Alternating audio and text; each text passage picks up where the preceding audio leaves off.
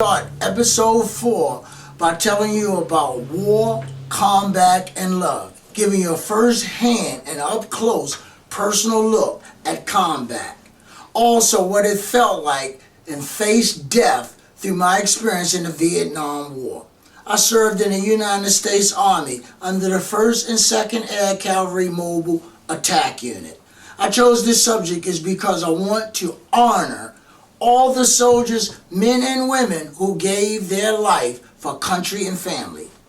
They gave the greatest sacrifice any human being can give. And I hope you get the feeling of how I feel is difficult when you are facing fear and facing death, knowing you may not be leaving a foreign land alive.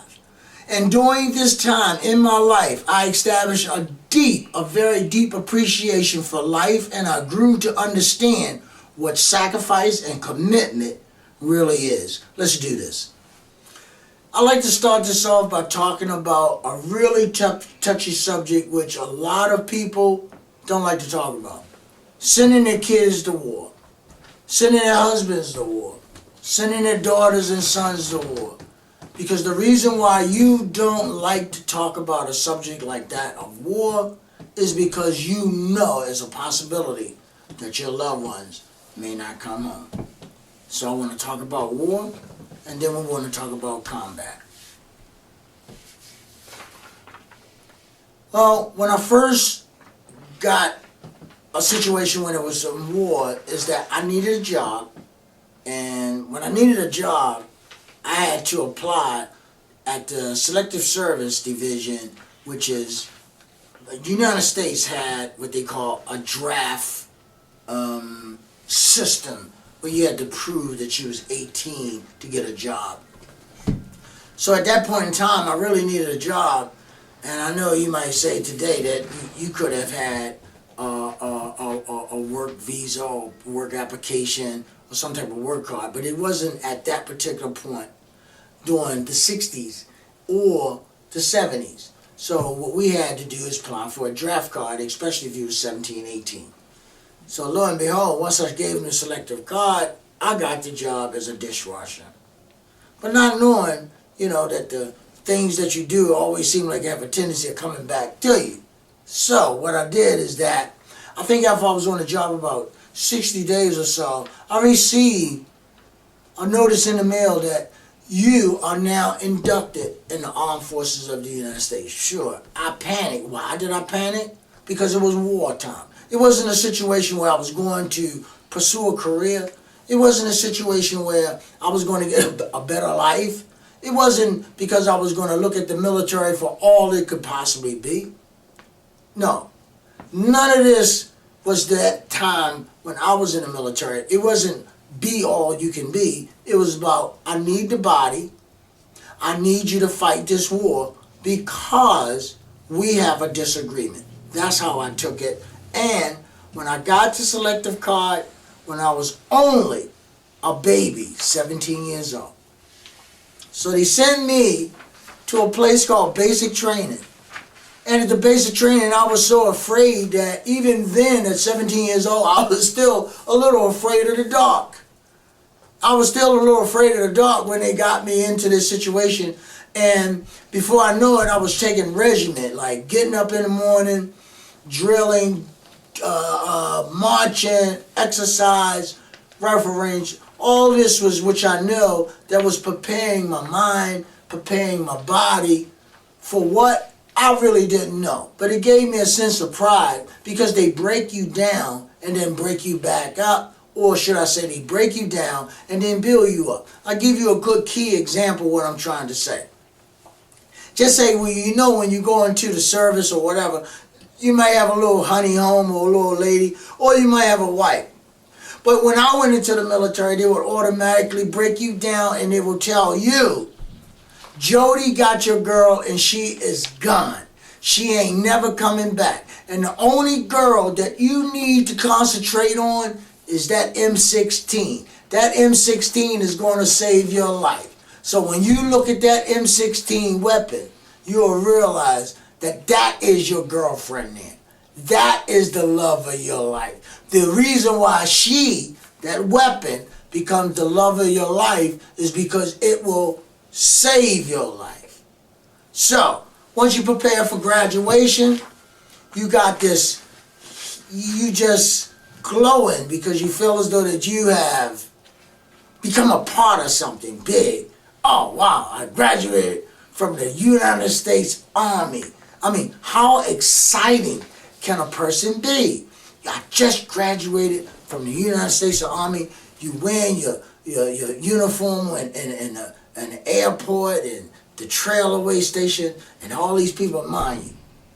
But I want to say to you, when you prepare for graduation, at that particular point at graduation, that's when the cold reality step in, because everybody is designated for a particular job. It doesn't matter who you are, what type of jobs you have, clerk, I don't care if you're a diesel truck driver. At the end of the day, somebody going to be assigned as a combat soldier. That is called 11B10. So some things can never prepare you for that. So after graduation, I think they let me stay home for about 2 months. So when I was home for 2 months, I got orders that I had to go to Oakland, California and prepare for combat. So I can tell you right now that when I flew to Oakland, California, really, I did not want to go. I mean, I want to keep this as clean as I possibly can. I didn't even want to go, and so I was a day late, and then before I knew it, that the MPs was escorting me. They was escorting me on the plane. So once I got escorted on the plane, I was in Oakland, California. I tell you, when the plane landed in Vietnam, and if any soldier or anybody have ever been to Vietnam, the weather is so hot that it is crazy. You think Las Vegas, Nevada is hot. I'm telling you that Vietnam is extremely hot. You top it that off, you put a man from the city in the jungle. Now what I'm talking about in the jungle, I'm talking about what they call snakes, water buffaloes. I've never seen a water buffalo in my life until I went to Vietnam. I never seen a moccasin. And I'm telling you, who you're from the city, what is a moccasin? A moccasin snake is like a 14-foot snake that stays in the swamp. When I seen the snake run around, I didn't know if to shoot it or what. But if the guy said if you shot it, you're going to give our position away. So that's when really fear starts setting in. It wasn't the fear of somebody shooting me. It was the fear of me getting swallowed up by the snake. So once we walked on the other side, combat was something that I think that the carnage that I seen. And what that mean by that is that I could be talking to an individual. And when I was talking to the individual, and I could turn my back, and that person is no longer there. And what I mean about no longer there, a bomb is just taking the person completely off. No shoes, no brains, no blood, none of that. And this is one of the reasons why I believe that America honored the tomb of the unknown soldier. Because I was there. And the reason why they honored the tomb of the unknown soldier, because these are the people that don't come back that you can't recognize. And the only letter that their family and their loved ones get, he's or she missing in action. See, that's unacceptable. But at the same token, that's about combat and what it's about when you got your greatest fears. And in my situation one day, we was talking. And I mean, I'll just tell you the truth. We was talking. We were just smoking and having a great time. And all of a sudden, it seemed like the 4th of July. Now, we all know what the celebration of the 4th of July in America, because we watch it in the sky.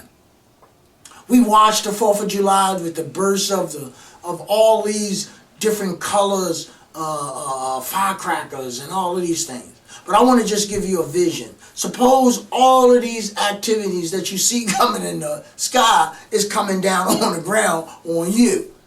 And you looking, and it looks like that you cannot walk around it, walk in it, because you feel like that you know you're going to die. You're going to get hit.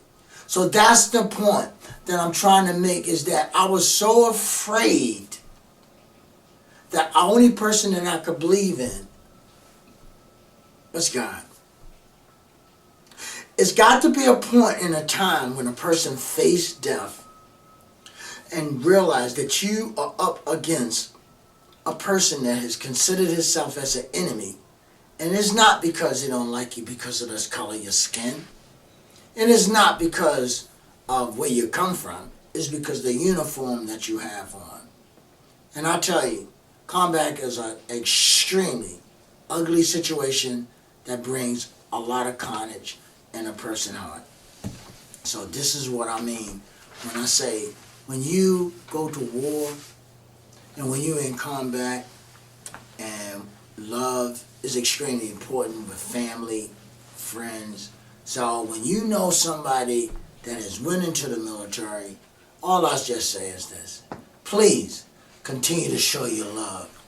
Show that you really care about the individual. And I think that that makes a tremendous difference so that they can go ahead on with their task. And their task could be very well defending this country.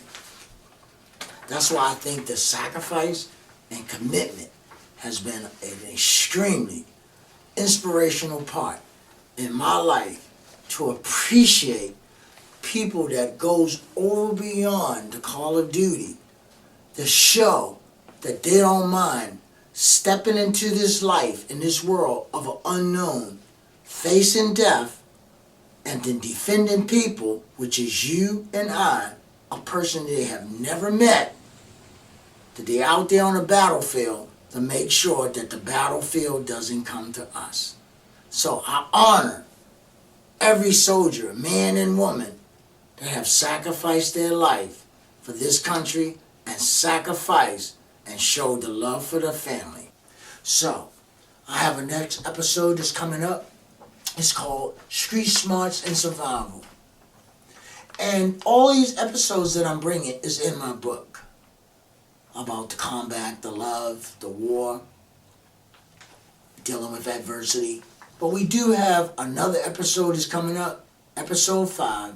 It's called Street Smarts, Survival, and I think that you would be very informed in what I think and how I think to make a difference in your life. So I see you then.